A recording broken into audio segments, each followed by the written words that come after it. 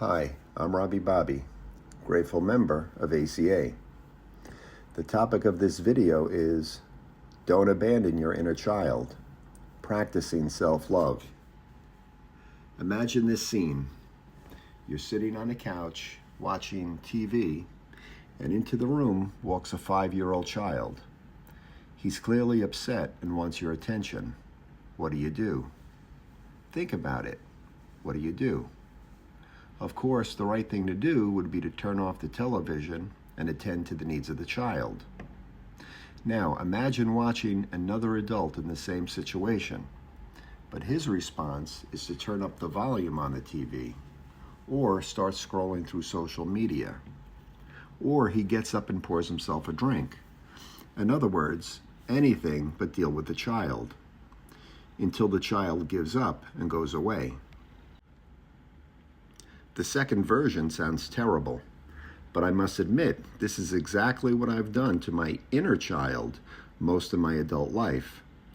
Anytime I have an uncomfortable feeling, which is equivalent to the inner child walking into the room, instead of putting down the distractions and paying attention to the feelings, I do the opposite.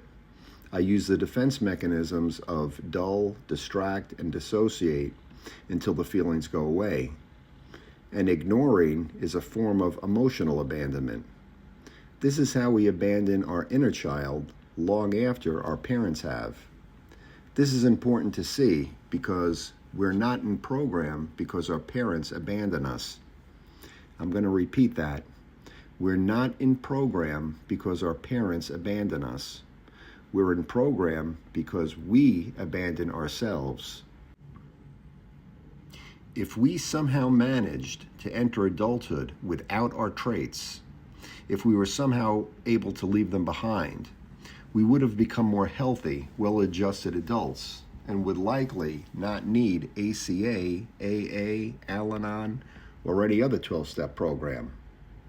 Of course, we could blame our parents for the original abandonment, which conditioned us to abandon ourselves. This they are guilty of. However, once you realize that your grandparents had conditioned them to be that way, then the blame begins to shift. And you find there's really no one to blame because you can't see that far back. Your parents, your grandparents, great-grandparents, and yourself, and likely your own children if you have them, are part of this generational transfer of dysfunction. We are simply part of it. By the way, the Tony A. Step 4 calls for a blameless inventory of our parents because, in essence, we had become them. The key word here is blameless. When you see the exact nature of it by not blaming, then you can let go of resentment and put your focus on yourself.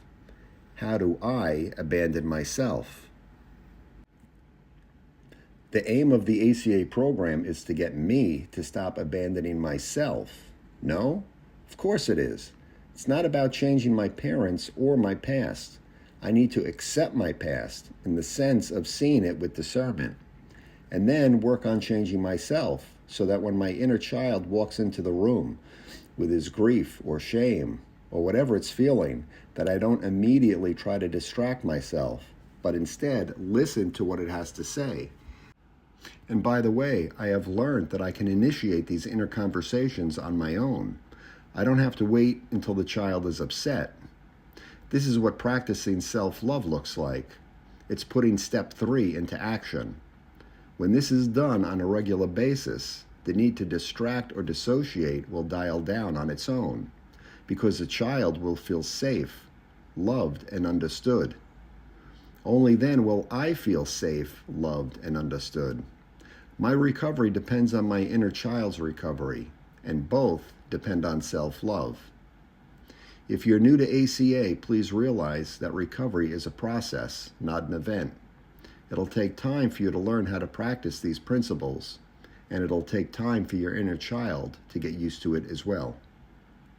I'm Robbie Bobby. Thanks for listening, and as always, keep coming back. And if you like this video, please click the like button. Thank you.